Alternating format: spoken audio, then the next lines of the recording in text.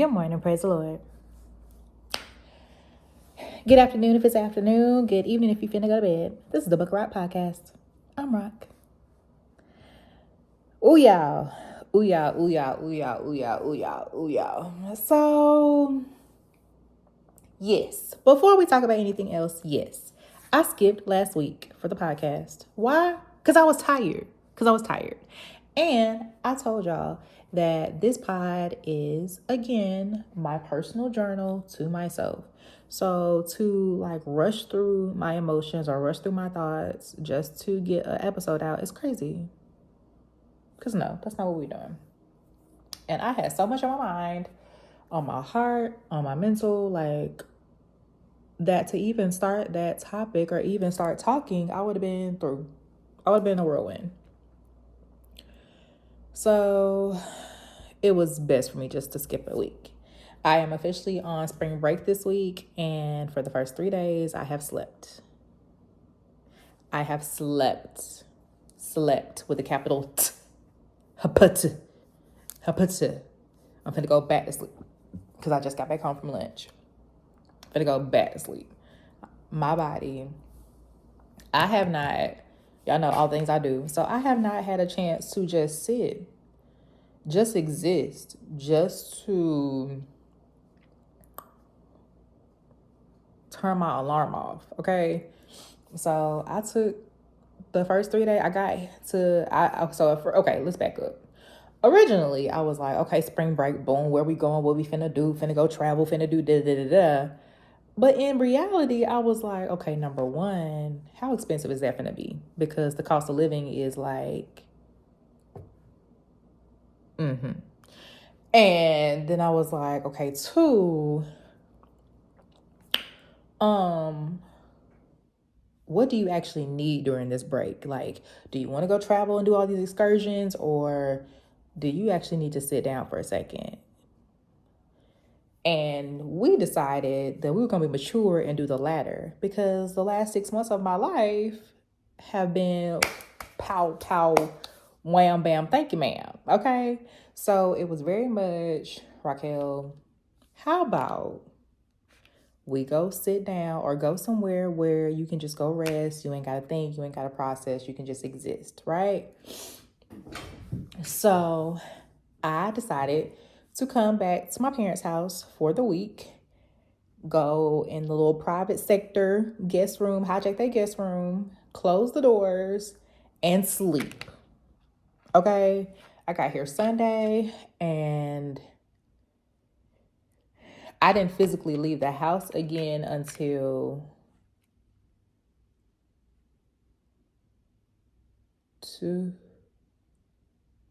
Tuesday.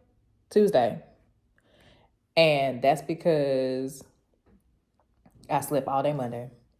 And then Tuesday, I went to go visit somebody. And then me and my mom went to brunch. And then my dad, I was getting ready to come back and sleep the rest of the night. I had got home, got my new moo-moo. Y'all know me. I love me a good moo-moo. I got a brand new moo-moo to extend this vacation time and fully rest in my body. That I'm going to go put on now. And so I put moo on. I was ready to go to bed. And my dad was like, come on, we going. I'm like, ugh. So I left the house twice for that. Came back. And by 10:30, my body was like, all right. Because we have been resting. We want to sleep. Wednesday, what I do? I went to go meet my homegirl for lunch. And then I had a virtual date. And then came home after that and slept the rest of the evening until like late at night. But like basically you understand, like resting was the agenda. I've had so much going on and I needed a moment to just exist in my body and process, get some things out of my brain, do all of that, right? So y'all know I talked about it on the last episode. So at this point I have now hosted my first women's event called Strength and Sisterhood. It was on March the 9th and it was in Tallahassee. And when I say it was so successful, I'm so excited. We originally RSVP'd or had slots available for about 65 people. But we did not charge. And so, a lot of times people will RSVP. I've done it. People will RSVP and then life happen and be like, "Who I ain't gonna make it." Da da da da. Especially if they ain't pay. Like, it's fine. So, about half showed up, but it worked out because the nature of the event was to bring women together to a setting where they could feel comfortable sharing, they could meet other sisters, they could connect with other people, da da da da. And by the first one being intimate, a little bit more intimate, women were more open to connecting with one another. And so we had plenty of food, of course. We had, I had custom coloring sheets. We had those. We had panel. We had, my sister was a speaker, so she spoke about getting what you need and expressing your needs, what you need from a sister and things like that. We had a really, really great time. And so I still have not fully processed what all that was like because we had women from 4 different states represented there, and they all came to Tallahassee to be present. Some made a weekend out of it. Some came like Friday, stayed till Sunday. Some came Saturday, stayed till Sunday. Like, it was a really good time. And I'm very grateful for the people that were in that room. And I'm looking forward to the next. I think I tried to turn my brain off as long as possible and not just jump to the next event. But my brain at this point, I had lunch with somebody today and they were like, I can't wait for you to actually bring it up here because, we could even do X location. And when she said it, I was like, ooh, I didn't think about that. So my brain is, hopefully I can take a nap, but my brain is going. But I'm excited. I'm excited about what this will look like and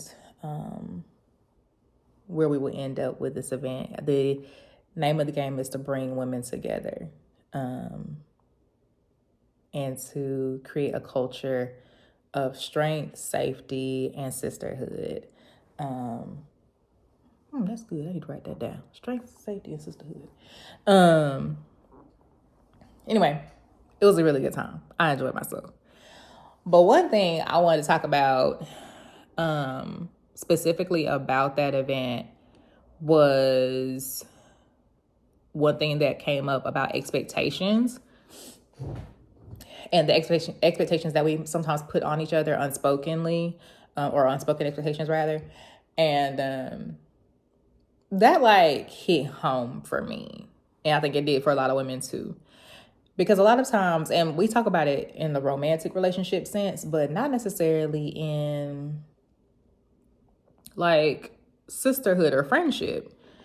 And it's very possible that you could go into a friendship thinking that this person is, this person is all these things, or has all these great qualities. So just naturally, since y'all connected, you feel like they're going to be a great big sister to me or a confidant, or they'll be like my ride or die. They'll be for me in this capacity. And we go ahead and put those, I've done it myself, we'll put those responsibilities and those expectations on people and they don't even realize it. And so when our expectations are not met, then we're frustrated, we're upset, we're disappointed.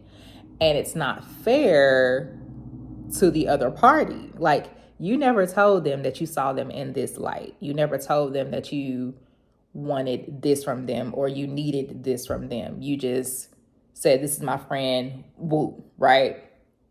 but you never actually verbalized what you needed from that relationship. So you're left disappointed, you're hurt, your feelings are hurt, you feel like you're forgotten about, left out, all of those different things because you did not verbalize what you needed. And I think a lot of times we go into relationships, whether they are platonic, sisterly, romantic, whatever, we just go into it like, oh, we vibe, we're cool, let's just see where it goes, without stopping to say, hey, this is what I need, or this is what I would like, and allowing the other person, or allowing yourself to be the one to answer and say, hey, okay, so I understand this is what you need, this is what you like, but this is what I have the capacity for. Because if you are going to somebody and you're expecting them to fill voids for you, you're expecting them to fill areas of your life where, okay, so we're talking about sisterhood, right? Say you have been hurt by multiple women back to back to back. You've been hurt, right? And you run into a young woman, or you run into a sister who you feel like you can connect with. You feel like she's safe. You feel like she'll be good for you. To automatically assume that she is going to be your hero, or to automatically assume that she's going to be everything that you ever wanted without you having a conversation, would not be okay. Because the moment that you don't hear from her in a day, or maybe in a week, because adult friendships, very rarely are you going to talk to the same people every single day for the rest of your life. You'll have seasons in relationships. Things change. Life happens. It doesn't mean that you're beefing, that just life just happens. And especially in adulthood. And adult friendships are very sacred, because you really have your core village at that point. And so, okay, I don't have time for all that. Anyway, to put the pressure on somebody to be like, yeah, I just know you're going to be it for me, and woo, we're going to be together forever, could put the person on the receiving end of a place of, ooh, I don't want to hurt their feelings, or I don't want to let them down, but I don't really have the capacity to be your everything. And I think that's where we mess up. Because though I may love you, though I may care about you, though I may want the best for you, though I really want to converse when I have a chance, I don't have the capacity really to converse every single day, or to go into deep conversation every single day, or to be present for you even on a weekly basis. I have my own things going on. So for me to show up for you continuously, it's going to tax me more to do that than to pour into myself or to other areas that I need to actually attend to in my life. And I think sometimes people will say, well, that's selfish. I don't really think that's selfish. I think that's wise for you to know the kind of capacity that you have. Because even in my own relationship, we talk about capacity a lot. We talk about capacity a whole lot. Because of the nature of both of our lives and the things that we deal with, we have to have capacity conversations. And there's nothing wrong with that. There's not an issue with that. Those are realistic things. Because the things that I could have the capacity on Tuesday to have an in-depth, long, drawn out, sit down with food conversation. But on Friday, I ain't got it. I don't have it today. And that's nothing wrong with you. There's nothing wrong with anything that you did. We not beefing, but I don't have the capacity today. And so in order for me to give you the best parts of me, I need a second. And I think a lot of times we're good for like, if you reach out to somebody and they're not necessarily in a talkative mood, you think that they're moody or they're like beefing or they're just being short or that you did something. And I'm like, that's not always the case. People be tired.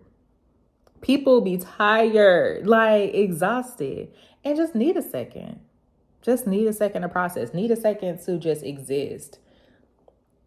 And so, yes, like resetting, even this week for me, I hope all that makes sense. But anyway, even this week for me, like rest was the agenda. Rest is still the agenda. I'm literally finna hang up on here and go lay down. Rest is still the agenda. And there are things I wanted to do, people I wanted to see, but not until I rested my body. There's plenty of things I want to do, but until I get some rest, it was not happening. It wasn't happening. So first things first was for me to do rest Sunday through really Wednesday. And after that, I slept in today technically. But after that, yes, I can go be social. Yes, I can go hang out with so-and-so. Yes, I can go do. But if I hang out with you in my current state, you're going to get this much of me. And you're going to be irritated. And you're going to be feeling disappointed that I'm not giving you all of me, all the personality, all the different things. Because I'm tired.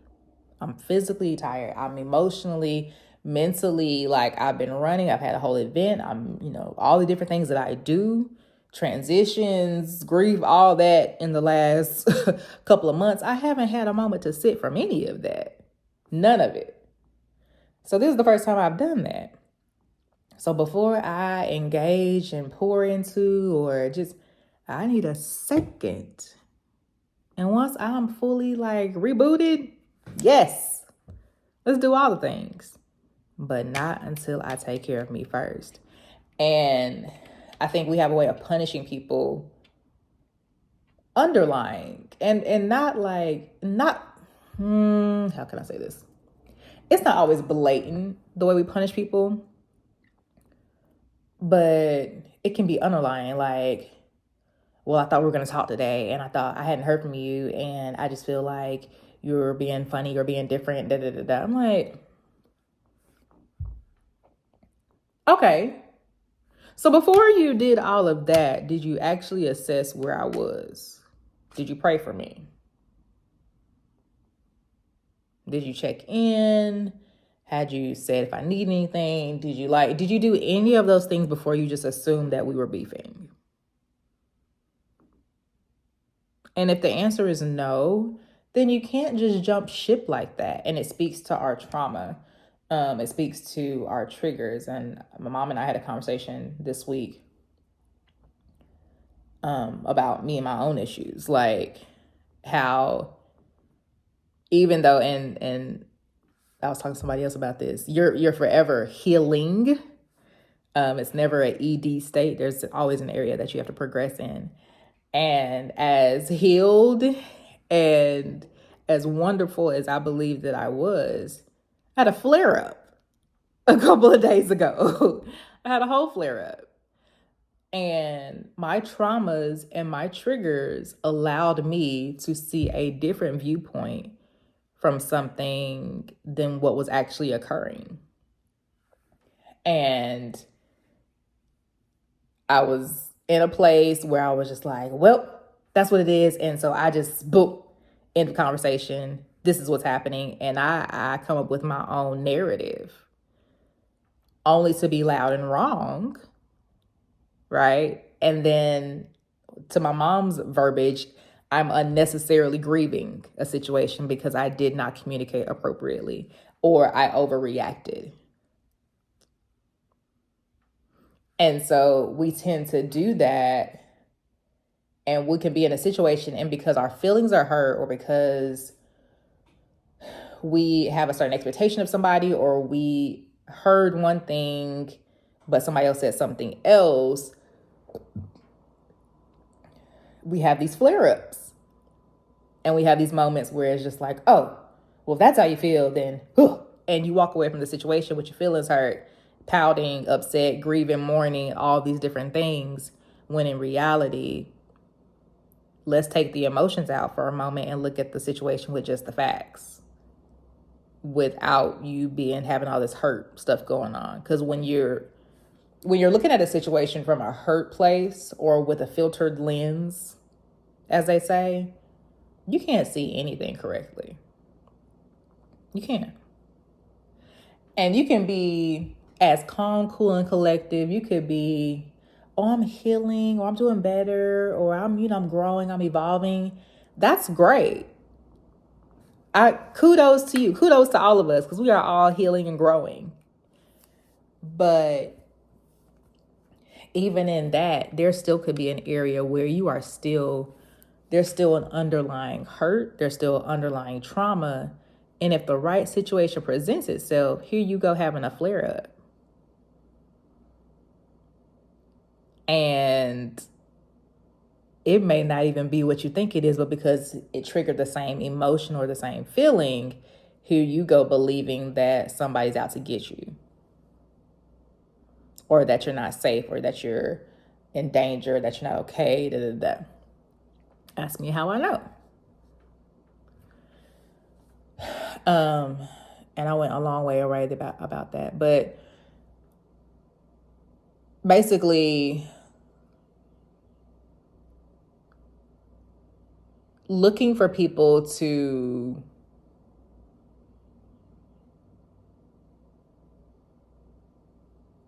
let me say it like this. We're all living in the flesh.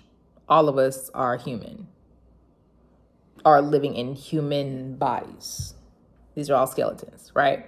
Spirits in a body. And to think that one human or one person is going to be your saving grace, or to be your hero, or to be any and everything, fill every void for you, fix every issue, and whether that is friendship, platonic, romantic, whatever, to think that one person can do you no wrong, can never hurt you, can never do anything to you, can never disappoint you, is crazy. It's crazy. Your confidence, that level of confidence should be in God alone, and trusting that God is not going to put you in a situation where you're in danger. He won't do that. So if anything, you can pray all the prayers, Lord, if they not for me, and those do work.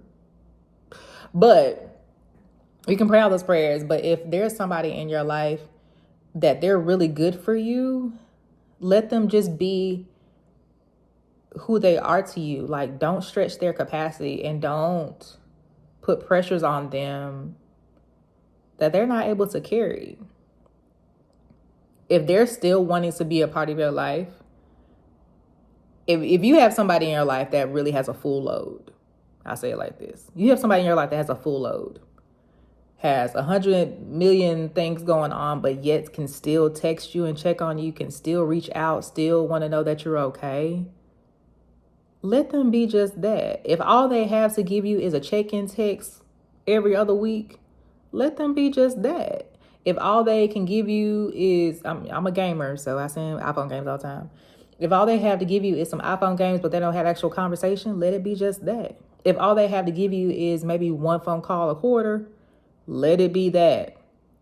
Everybody won't be the person that you go get food with every time you in town, or every time you want to hang out for lunch. You may have one good friend that you can always call that's in the car anytime, but everybody won't be there for you. And you can't be upset with people because they didn't meet the expectation that you thought that they should have met for you.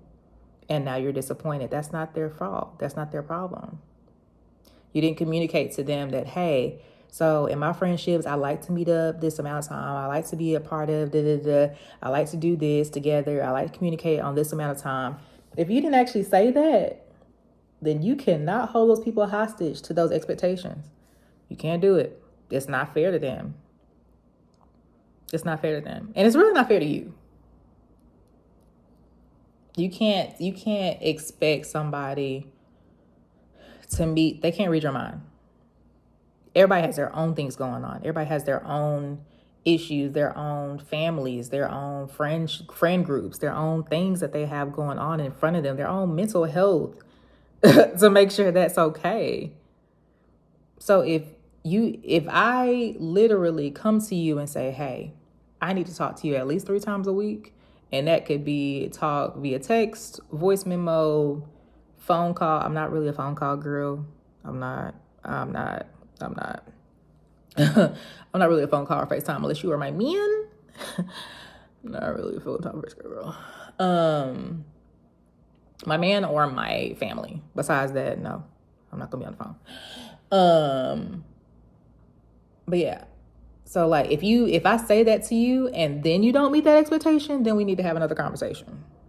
If I literally come to you and say, hey, I need to talk 3 times a week. I need to touch bases with you at least this amount of times a week. I need a selfie every other Thursday. And I break it down to you in detail, then there's no room for error. There's no room for you to not get that. But if I don't explain that and I have that expectation of you and I don't hear from you in a week, then my feelings hurt. Then I think we beefing. Then I think there's an issue. Then I think you mad at me, or I think we got some kind of problem, or you got something going on. Maybe I'm just trying to exist. Maybe my brain just hurt. Maybe it takes too much for me to exert energy into conversations with anybody. But specifically for me, I work in customer service. So the amount of energy that I have to talk to anybody else after I clock out at 4:45, Jesus Christ, help me. I need at least an hour before I communicate with any other human. I talk to people all day. I be tired. So to go correspond with another human, I be ready to go to bed as soon as I get home. Exhausted.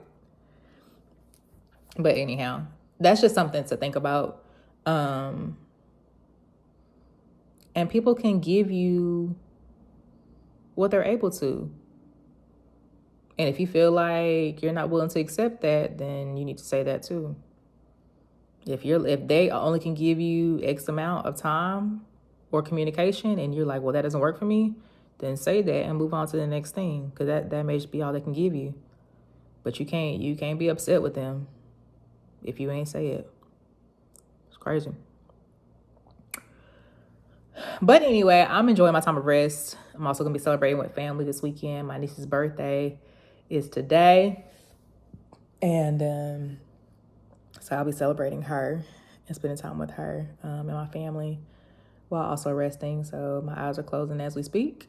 And yep, I'm coming. Don't you worry. I feel you. Don't worry about it. So I'm going to return back to my resting state now. And I would advise you, if you have time to rest, go do that.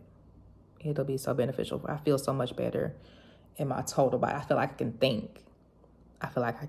Better now that I have slept. So I'm looking forward to what else I come up with in my sleep.